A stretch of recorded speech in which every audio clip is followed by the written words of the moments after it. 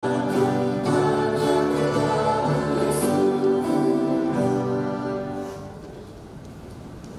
kita berdoa. Ya Tuhan, pada siang hari ini kami juga datang di hadapan-Mu untuk mendengarkan kebenaran firman Tuhan pada siang hari ini. Tuhan, pakai hamba-Mu yang terbatas ini ya Tuhan, untuk menyampaikan firman Tuhan yang telah Tuhan titipkan untuk disampaikan kepada setiap kami pada hari ini. Tuhan, tolonglah setiap kami juga pada jemaat-Mu yang hadir. Kiranya hati kami siap ditaburi oleh kebenaran firman pada hari ini. Terima kasih Tuhan, kami berdoa mengucap syukur hanya dalam nama Tuhan Yesus. Amin. Selamat siang Bapak Ibu sekalian. Hari ini kita bersyukur Tuhan masih memberikan kita kesempatan untuk bersama-sama merenungkan kebenaran firman Tuhan. Hari ini kita akan sama-sama belajar dari Injil Matius pasal yang ke-6 ayat yang ke-25 sampai yang ke-34. Kita membuka Injil Matius pasal yang ke-6 ayatnya yang ke-25 sampai yang ke-24 sampai ayat yang ke-34. Jika sudah menemukannya, saya akan membacakan bagi Bapak Ibu sekalian. LAI memberikan judul kekhawatiran. Karena itu aku berkata kepadamu, janganlah khawatir tentang hidupmu, mengenai apa yang hendak kamu makan atau minum, dan janganlah khawatir tentang tubuhmu, mengenai apa yang hendak kamu pakai. Bukankah hidup itu lebih daripada makanan, dan tubuh itu lebih daripada pakaian? Pandanglah burung-burung di udara, yang tidak menabur, tidak menuai, dan tidak mengumpulkan dalam lumbung, namun Bapamu yang di surga memberi mereka makan. Bukankah kamu jauh lebih berharga daripada burung-burung itu? Siapakah di antara kamu yang karena kekhawatirannya dapat menambah sehasta saja pada jalan hidupnya? Mengapa kamu khawatir mengenai pakaian? Perhatikanlah bunga bakung di ladang, bagaimana mereka tumbuh. Mereka tidak bekerja keras dan tidak meminta. Namun aku berkata kepadamu, Salomo dalam segala kemegahannya pun tidak berpakaian seindah salah satu dari bunga itu. Jadi jika rumput di ladang yang hari ini ada, dan besok dibuang ke dalam api, demikian didandani Allah, tidakkah Ia akan terlebih lagi dalam mendandani kamu, hai orang yang kurang percaya? Karena itu janganlah khawatir dan berkata, apakah yang akan kami makan? Apakah yang akan kami minum? Apakah yang akan kami pakai? Semua itu dicari bangsa-bangsa yang tidak mengenal Allah. Padahal Bapamu yang di surga tahu bahwa kamu memerlukan semuanya itu. Tetapi carilah dahulu kerajaan Allah dan kebenarannya, dan semuanya itu akan ditambahkan kepadamu. Karena itu janganlah khawatir tentang hari esok, karena hari esok mempunyai kekhawatirannya sendiri. Kesusahan sehari cukuplah untuk satu hari.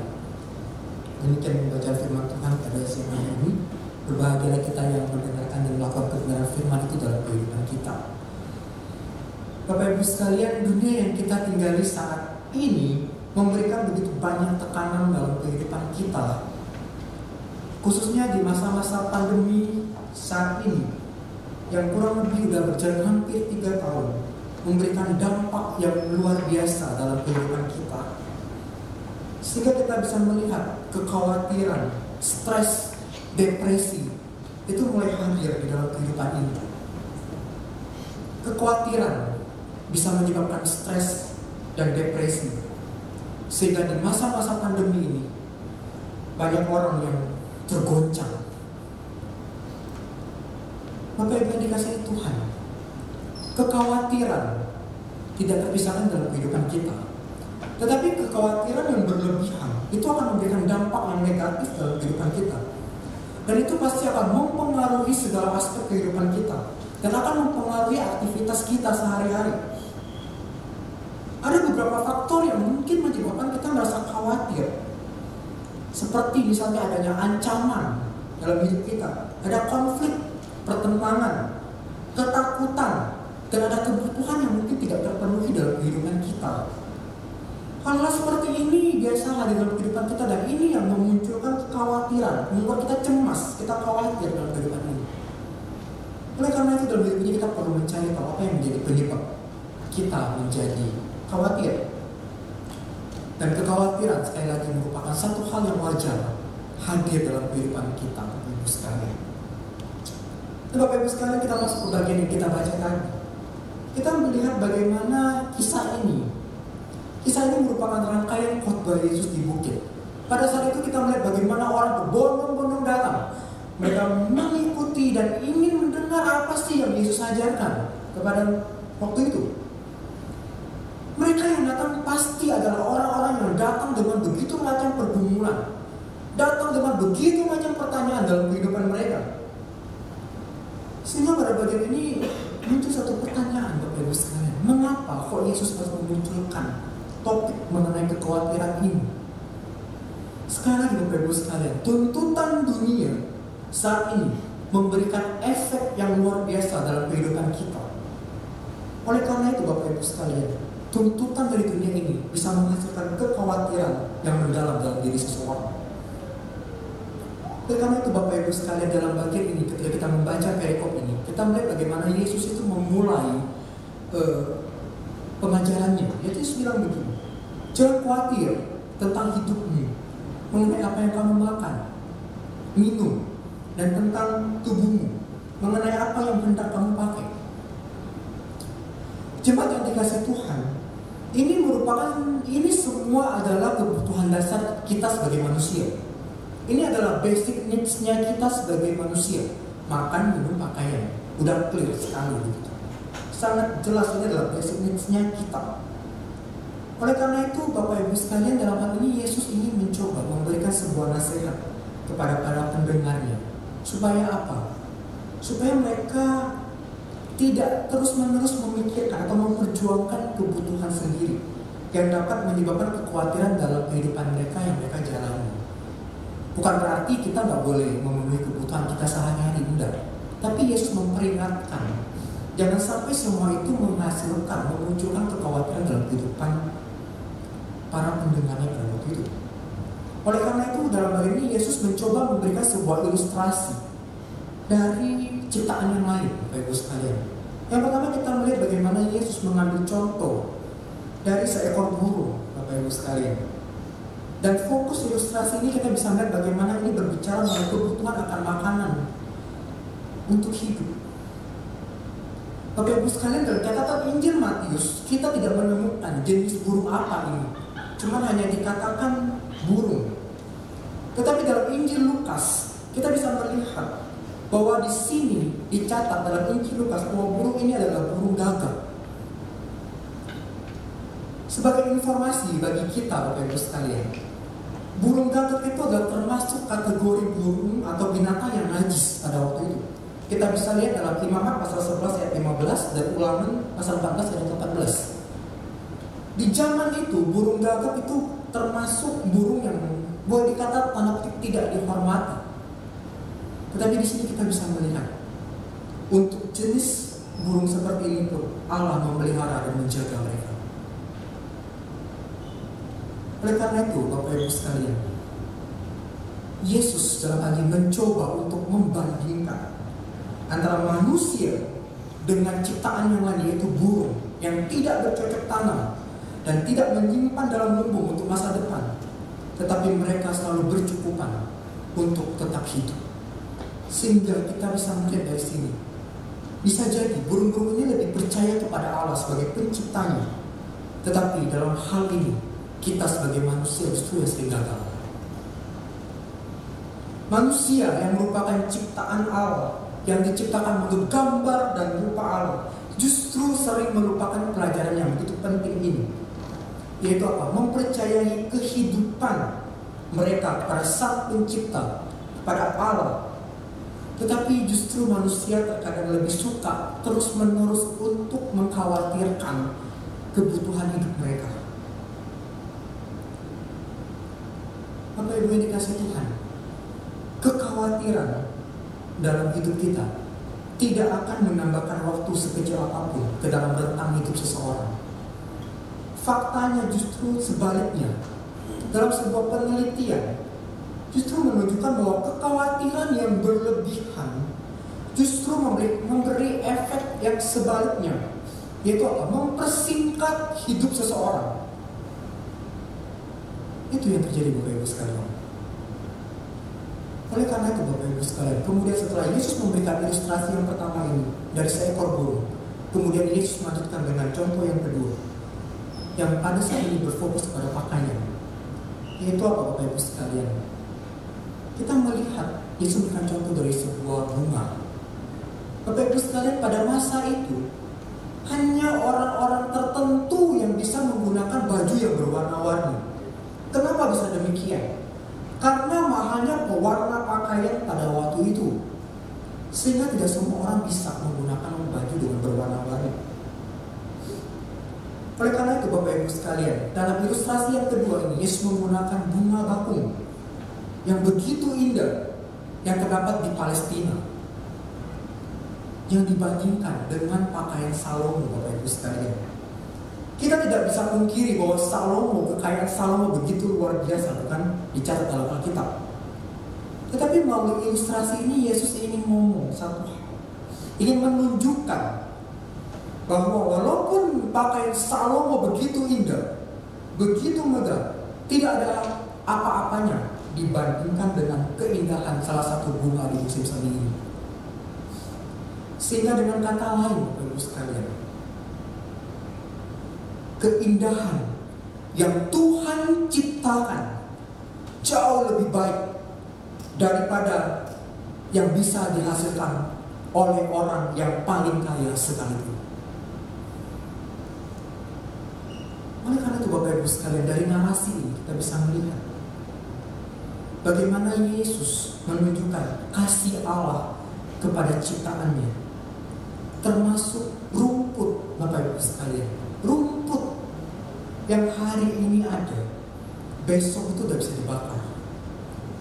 Sehingga dari sini kita bisa melihat bahwa poin Yesus itu semakin kuat untuk menunjukkan bahwa terhadap rumput saja yang umurnya begitu pendek, Tuhan masih pelihara dan jaga, apalagi manusia. Oleh karena itu Yesus menegur para pendengarnya, hai kamu orang yang kurang percaya, kenapa kamu masih khawatir? Bapak Ibu yang dikasihi Tuhan, kata orang yang kurang percaya ini sering kita temukan dalam Injil Matius. Beberapa kali Matius menggunakan kata ini. Maksud kalimat ini juga bisa diartikan sebagai iman yang kecil, little faith. Jadi dalam hal ini adalah mereka yang kurang beriman, sehingga bagi mereka yang berjuang begitu keras untuk hal-hal dunia ini, tidak akan pernah memiliki iman yang sejati kepada Tuhan.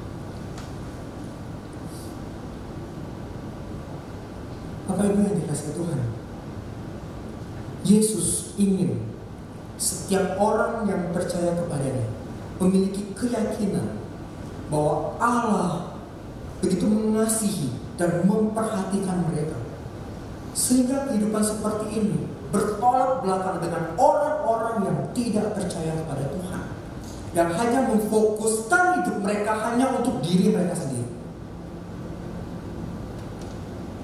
Tetapi orang percaya, orang yang percaya kepada Allah, yaitu orang yang mau belajar untuk mempercayai kehidupan mereka kepada Allah, Allah yang adalah sumber dari segalanya, dan yang akan menyediakan dan yang akan memperhatikan setiap anak-anaknya. Oleh karena itu Bapak Ibu sekalian, Yesus membawa para pendengarnya untuk mulai merubah konsep pemikiran mereka, yang tadinya mungkin mereka hanya memikirkan kebutuhan dasar mereka, tetapi pada saat ini Yesus mulai mengajarkan untuk memikirkan sebuah kebutuhan yang jauh lebih penting, yaitu apa? Mencari kerajaan Allah, atau memikirkan hal-hal yang bersifat rohani dan bersandar penuh kepada Allah. Oleh karena itu Bapak Ibu yang dikasihi Tuhan, setiap orang yang percaya kepada Tuhan harus mencari apa yang Tuhan mau dalam kehidupannya. Mencari di sini adalah menunjukkan suatu kesukaan, kegemaran untuk terus mencari sesuatu, atau berusaha dengan sungguh-sungguh, dengan tekun untuk memperoleh sesuatu. Itulah yang Yesus harapkan daripada para pengikutnya, Bapak Ibu sekalian. Ada dua hal yang harus dicari, yaitu yang pertama adalah kerajaan Allah. Dalam hal ini selalu berusaha untuk sungguh-sungguh agar kepemimpinan Allah dan kuasa Allah dinyatakan dalam kehidupan ini. Dan yang kedua adalah kebenarannya, yaitu melalui pekerjaan Roh Kudus dalam diri orang percaya. Maka orang percaya harus berusaha mentaati perintah Allah, memiliki kebenaran itu, dan terpisah dengan dunia ini, dan menunjukkan kasih Kristus terhadap sesama. Bapak Ibu dikasih Tuhan, ketika kehidupan kita berfokus kepada Allah, maka ada janji yang Allah berikan bagi kita, yaitu apa? Ia yang akan memenuhi segala kebutuhan kita. Tetapi Bapak Ibu sekalian, di satu sisi kita pun juga dipanggil untuk bekerja, terus bekerja dengan baik. Bukan hanya duduk dan menunggu, menanti. Tetapi kita dipanggil juga untuk bekerja, Bapak Ibu sekalian. Tetapi ketika kita melakukan semua aktivitas kita, ketika kita melakukan semua pekerjaan kita, maka di sana kita juga belajar untuk menaruh kepercayaan kita kepada Allah dan menempatkan kekuatan dari Allah lebih daripada mempercayai diri sendiri.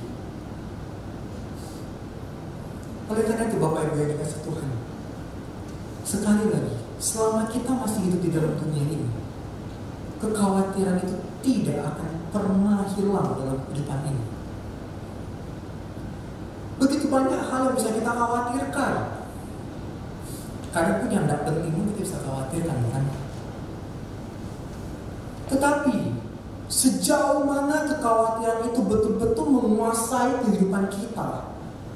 Apakah setiap hari yang kita jalani hidup kita itu hanya isinya khawatir terus, khawatir terus? Jangan sampai kekhawatiran ini menguasai hidup kita, Bapak Ibu sekalian.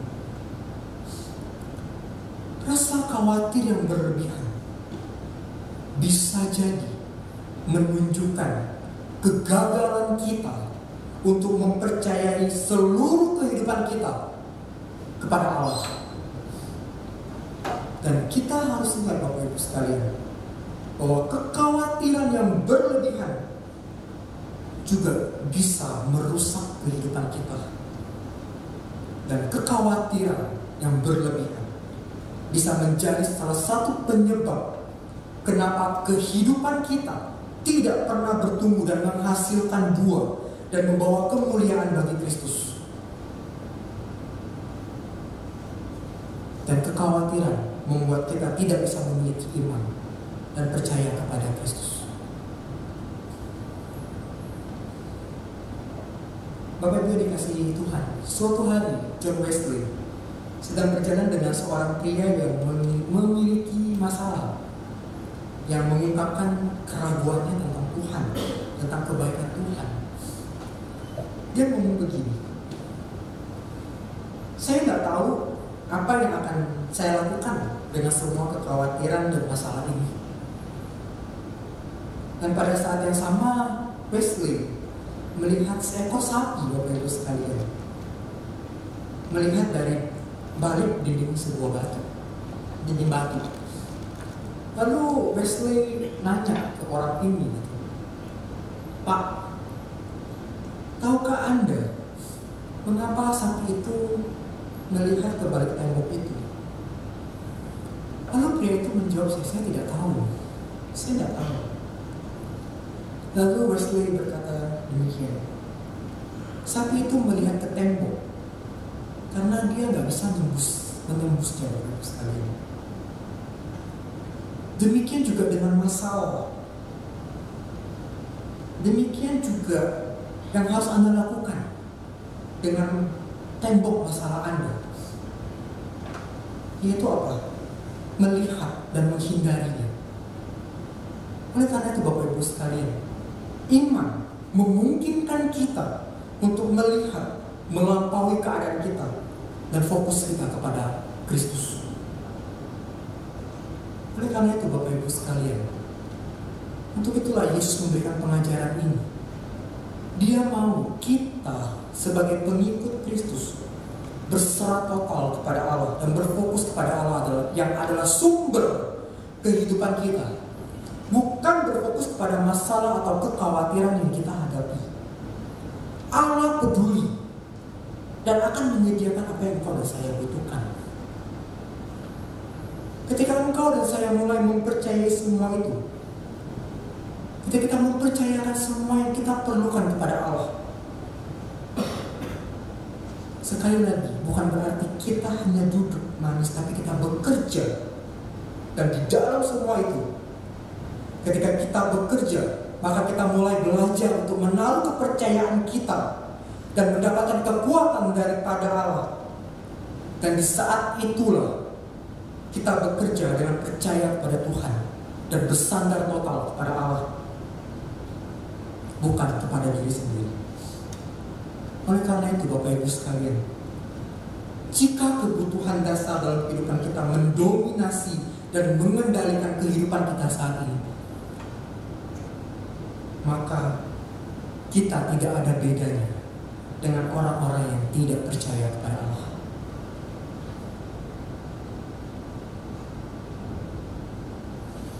Bapak Ibu yang dikasihi Tuhan, ketika kita hidup di dalam dunia ini, ketika kita hidup, Bapak Ibu sekalian, di dalam dunia ini, kita tidak hanya hidup berfokus kepada kebutuhan pribadi kita, tetapi ada hal yang harus kita usahakan lebih daripada itu. Seperti yang tadi sudah dikatakan di awal, bahwa Allah memanggil kita, ada panggilan untuk mencari apa yang Tuhan kehendaki daripada kebutuhan sehari-hari. Oleh karena itu, seperti yang tadi Yesus katakan, carilah dahulu kerajaan Allah dan kebenarannya. Mencari kerajaan Allah dan kebenarannya harus terus-menerus kita lakukan dalam kehidupan kita. Jangan sampai hidup kita hanya fokus terus kepada kebutuhan dasar kita, tetapi carilah perkara-perkara yang ada di atas. Dan dari sana kita baru bisa mendapatkan kekuatan, penghiburan daripada Allah. Oleh karena itu, arahkanlah semua tujuanmu kepada Allah. Berjuanglah untuk menggapainya. Dan bertekunlah sampai hatimu betul-betul yakin. Dan teguhkanlah hatimu supaya kamu tidak gagal. Dan temukan kebenaran itu. Kebenaran itu, yaitu kebenaran Allah. Kebenaran yang dikehendakinya untuk dikerjakan di dalam diri kita. Karena itu, Bapak Ibu sekalian, ketika engkau dan saya telah mengalami Tuhan, menemukan Tuhan dalam kehidupan kita sehari-hari kita, maka itu akan mengubah pandangan kita tentang kehidupan kita. Ketika kita menemukan Tuhan dalam kehidupan kita, maka ada janji yang akan diberikan oleh Allah, yaitu Dia akan memenuhi setiap kebutuhan kita. Dan kita bisa menyatakan apapun kepada Allah dalam doa dan permohonan kita dengan ucapan syukur. Bapak Ibu sekalian, kita harus ingat, ketika engkau dan saya menemukan Tuhan dan mempercayakan semua itu kepadanya, maka yang akan Tuhan kasih kepada kita itu sesuai dengan kehendak-Nya. Jadi pemberian Allah kepada kita adalah dasar kasih Allah kepada kita, dan Dia lebih tahu apa yang engkau dan saya butuhkan. Dan di sanalah kita akan menerima itu dengan sukacita, karena apa yang kita butuhkan itu selaras sesuai dengan apa yang Tuhan kehendaki. Bapak Ibu sekalian, sekali lagi, kekhawatiran tidak akan memberikan kita extra time, waktu tambahan, tetapi justru akan memperpendek waktu itu. Oleh karena itu, Bapak Ibu sekalian, firman Tuhan juga mengingatkan kita bahwa kekhawatiran akan hari esok tidaklah perlu, karena hari esok mempunyai kesusahannya sendiri. Kalau kebutuhan dan masalah itu selalu baru setiap hari, Bapak Ibu sekalian, demikian juga dengan pertolongan Tuhan dan penyediaannya akan rahmatnya selalu baru setiap pagi. Oleh karena itu, serahkanlah segala kekhawatiranmu kepada Allah. Lakukanlah apa yang harus kamu lakukan, karena esok hari akan ada kesusahannya sendiri. Jadi mengapa kita menambahkan lebih banyak lagi masalah dalam kehidupan kita? Dan Bapak Ibu sekalian, ingat sekali lagi bahwa pertolongan Tuhan pun akan selalu baru setiap pagi bagi engkau dan saya. Itulah yang akan menolong kita berjalan bersama dengan Tuhan. Bapak Ibu yang dikasihi Tuhan, Tuhan tidak memanggil kita hanya untuk melepaskan kekhawatiran kita kepadanya, tetapi juga dengan rela menyerahkan itu semua kepadanya. Tuhan ingin kita mempercayai Dia, baik dalam hal yang besar maupun dalam hal yang kecil di dalam kehidupan kita. Oleh karena itu, kita perlu sadar betul bahwa pemeliharaan Allah bukan hanya untuk saat ini, tetapi pemeliharaan Allah itu akan terus berlanjut sampai kepada kekekalan.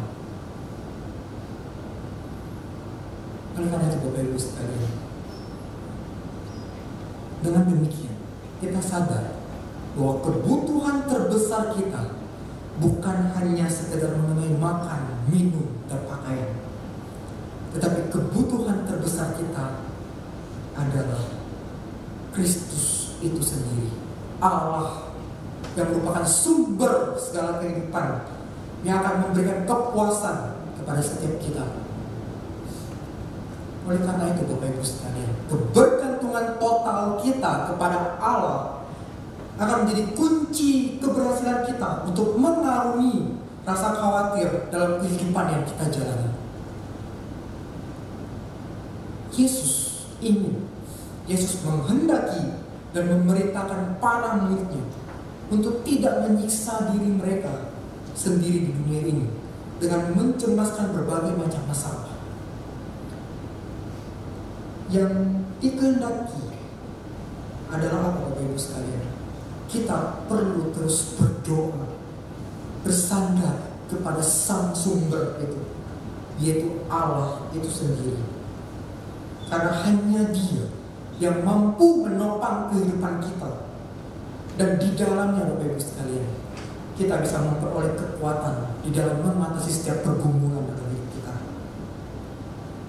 Dia yang akan mempersenjatai kita melawan setiap godaan-godaan yang ada, dan akan menyertai kita, Bapak Ibu sekalian. Bapak Ibu sekalian, pada tahun 1999, John F. Kennedy Jr. menerbangkan sebuah pesawat kecil miliknya dari New York ke sebuah tempat di Amerika untuk menghadiri sebuah pesta pernikahan. Di dalam pesawat tersebut terdiri dari istrinya yang bernama Caroline dan saudara perempuannya. Meskipun Kennedy merupakan pilot yang sudah berlisensi, Bapak Ibu sekalian, tetapi ada beberapa hal yang harusnya itu membuat dia masih belum memenuhi standar untuk bisa melakukan penerbangan tersebut. Harusnya dia mencari seorang pilot yang lebih berpengalaman untuk menolong dia menerbangkan pesawat tersebut atau mendampinginya, setidaknya seperti itu. Namun apa yang dilakukan oleh Kennedy? Dia tidak peduli. Dia tetap melakukan penerbangan itu. Dan kemudian pesawat itu lepas landas pada malam hari. Dan Bapak Ibu yang terkasih tahu apa yang terjadi setelah itu? Singkat cerita, pesawat itu mengalami crash, kecelakaan. Dan tidak ada satupun yang selamat dari kecelakaan pesawat tersebut. Ketiga penumpangnya tewas. pada waktu itu juga. Lalu kemudian penyelidik mulai melakukan investigasi. Mengapa kok kecelakaan tersebut terjadi? Sehingga ada yang kemungkinan besar kecelakaan tersebut disebabkan oleh adanya disorientasi dari penerbangan tersebut dan kurangnya pengalaman si Kennedy, yang mungkin membuat dia lebih mempercayai apa yang dia pikirkan daripada apa yang diberitakan oleh sistem daripada pesawat tersebut, sehingga ini menyebabkan kecelakaan yang menewaskan mereka pada waktu itu.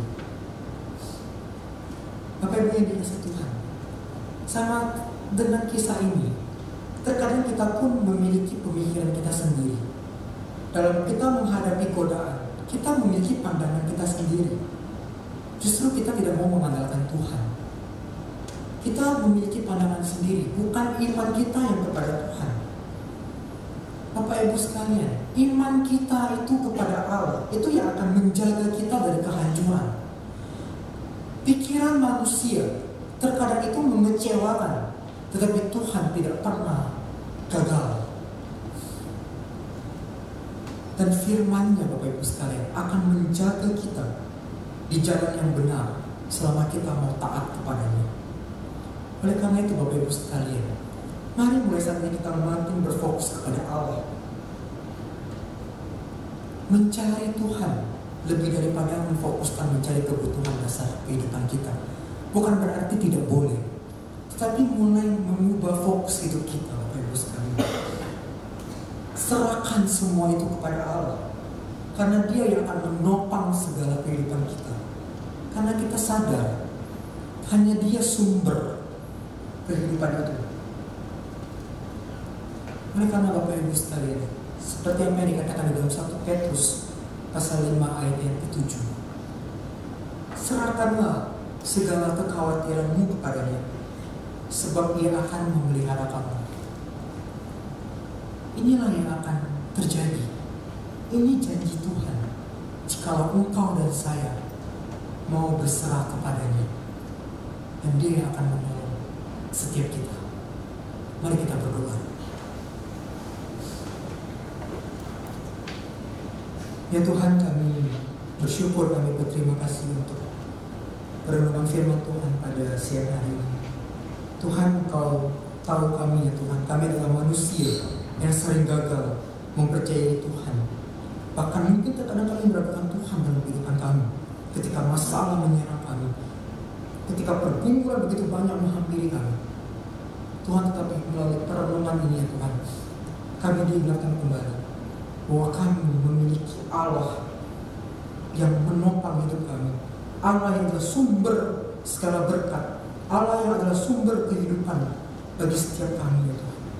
Tuhan, tolonglah kami di dalam pergumulan kami, di dalam hari-hari kami, melalui Roh Kudus dalam diri kami boleh belajar, mau taat, mencari Tuhan dalam kehidupan kami, sehingga kami boleh mengalami sukacita di tengah pergumulan yang kami hadapi, mengalami damai sejahtera di tengah setiap kekhawatiran yang mungkin menghampiri kami.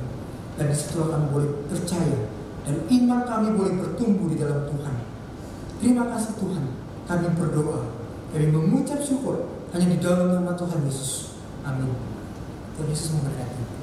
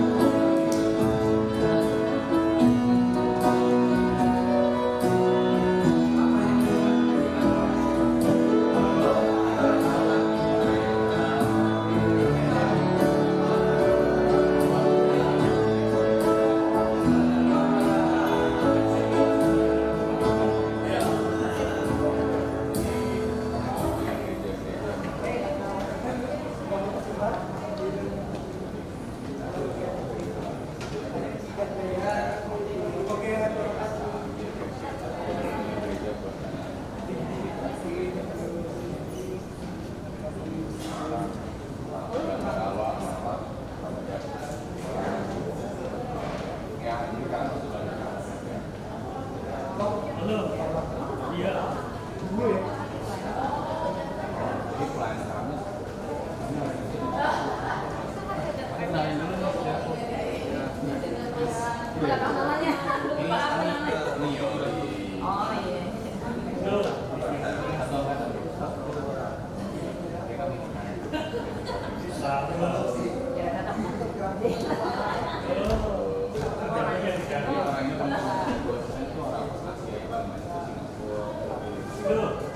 juga